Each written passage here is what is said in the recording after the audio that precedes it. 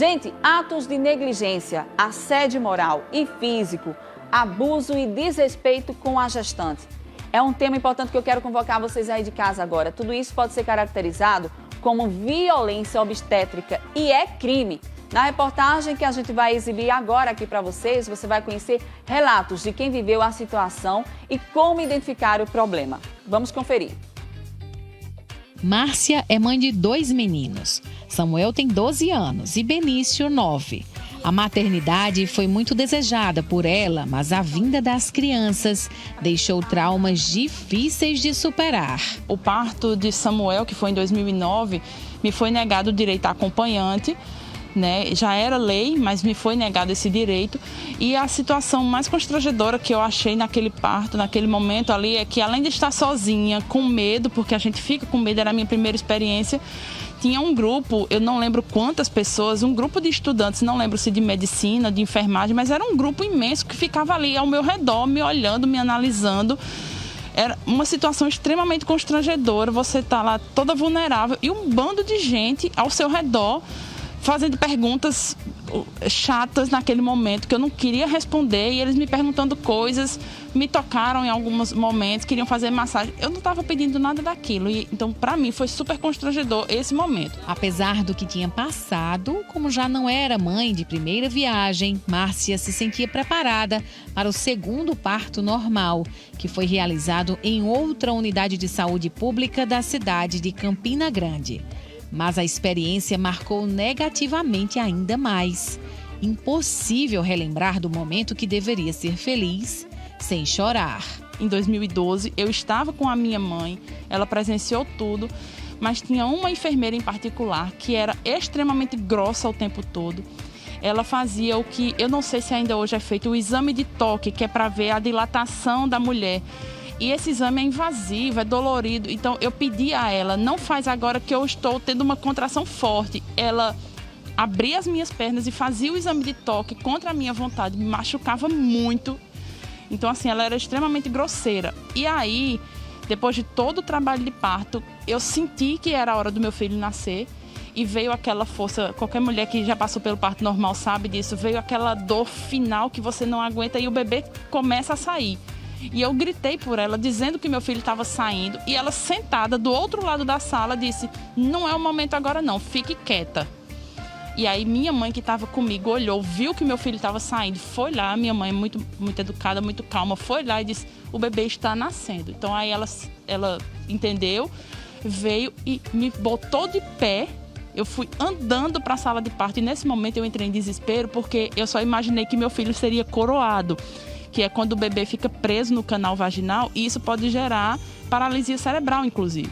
Então eu entrei em desespero, comecei a gritar e ela foi me empurrando até a sala de parto. O médico veio correndo, me cortou sem nenhuma anestesia, sem nem saber se eu queria esse corte. Enfim, aí tiraram meu filho e quando meu filho nasceu, essa enfermeira não me mostrou ele. Então eu fiquei ainda mais desesperada, achando que realmente ele tinha sido coroado e ela levou ele. Eu gritava muito, fiquei extremamente histérica, desesperada. Foi preciso minha mãe ir até ela, o médico não tomava nenhuma providência. Foi preciso a minha mãe ir até ela, trazer para me mostrar o meu filho para que eu pudesse ficar tranquila. E quando eu vi que ele não estava coroado, que ele estava bem, e aí ele começou a chorar. Outra coisa, também não me deram meu filho para ele se acalmar, coisa que fizeram no primeiro parto. Quando o bebê chorou, Samuel veio para o meu colo e se acalmou. Benício não. Benício ficou chorando com a enfermeira. E aí me deram tranquilizantes, mas eu ainda me lembro da curetagem, tudo sem anestesia. Eu me lembro de todo o processo que foi dolorido até eu apagar realmente e já me acordar no quarto com a minha mãe do meu lado e o meu bebê também já alimentado, sem ter passado nenhum segundo ali comigo desde a hora do parto. Então, desculpa.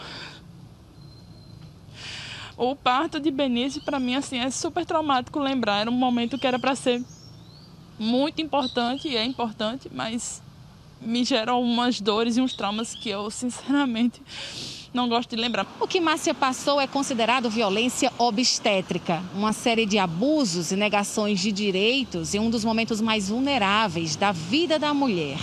Não ter esse momento respeitado e de forma humanizada faz com que o parto se transforme num verdadeiro transtorno. Violência obstétrica é qualquer atitude por parte da equipe de saúde que fira a dignidade, que desrespeite a mulher. Qualquer atitude desnecessária na condução do seu trabalho de parto e que possa trazer consequências, não só físicas, como psicológicas para essa mulher.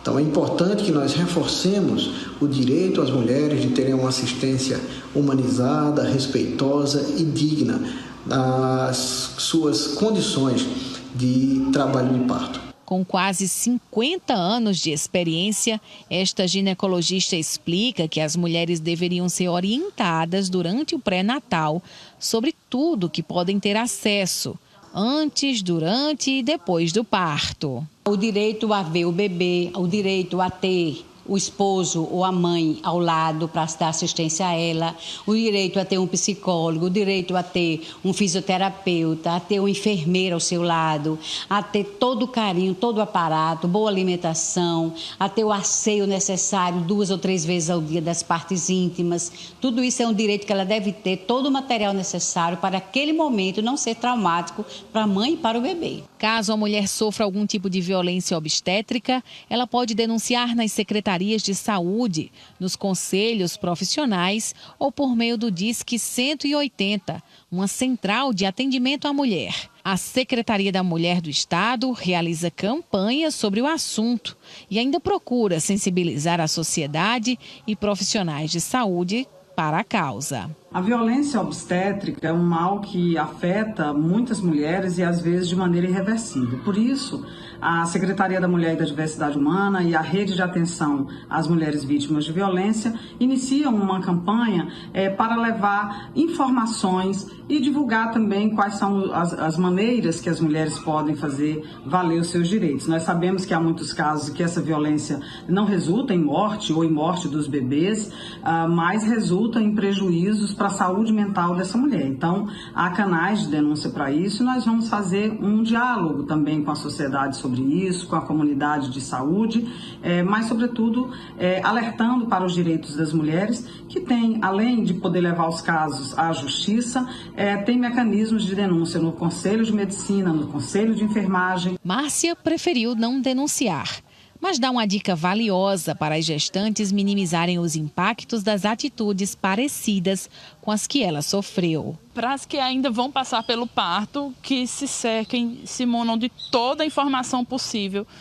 Procure o hospital, a clínica, né, o hospital que você pretende parir o seu filho, para ter certeza que eles estão cumprindo as regras, que você tem direito a acompanhante, que o corte que é feito para o bebê nascer no parto normal é opcional, você não precisa passar por ele. Eu tenho uma cicatriz até hoje que eu não queria ter, não era necessário, mas me foi negada essa informação logo desde o início. Se cerquem de toda a informação possível e tenha pessoas de confiança que possam também clamar por você, porque na hora do parto a gente está muito vulnerável. Olha, é uma tristeza a gente ter que comentar sobre isso e principalmente ter que estar orientando o tempo todo o pessoal aí de casa sobre esse fato. Eu sou mãe também, graças a Deus eu não tive que passar por esse tipo de problema, mas eu primeiro gostaria de falar e chamar a atenção para as autoridades de saúde.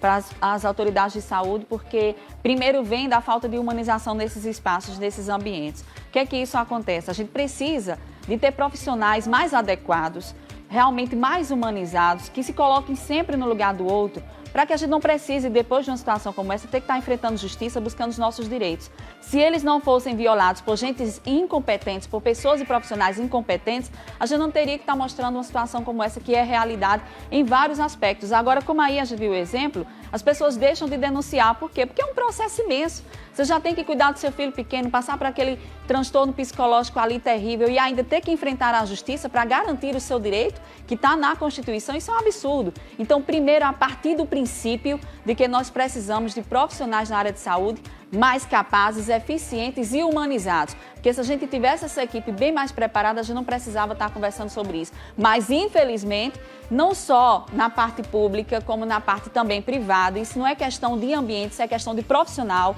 de qualificação profissional que nós não temos. Isso é geral. Há umas exceções em que a gente encontra nas maternidades uma boa recepção, um bom médico, uma boa enfermeira, desde o princípio, quando a gente entra para ganhar bebê, né, para ganhar neném, até a parte do pós, das orientações para quem é mãe pela primeira vez, precisa de ter uma orientação sobre isso, como cuidar melhor do seu filho, a parte psicológica, né, que precisa ser tratada. Inclusive, o psicólogo é um profissional essencial num momento como esse, mas, infelizmente, ele é o último a ser procurado, o último a ser indicado, porque o hospital negligencia tudo isso, né, e fica esse transtorno, essa coisa toda que a gente acabou de ver, que eu acho isso um absurdo.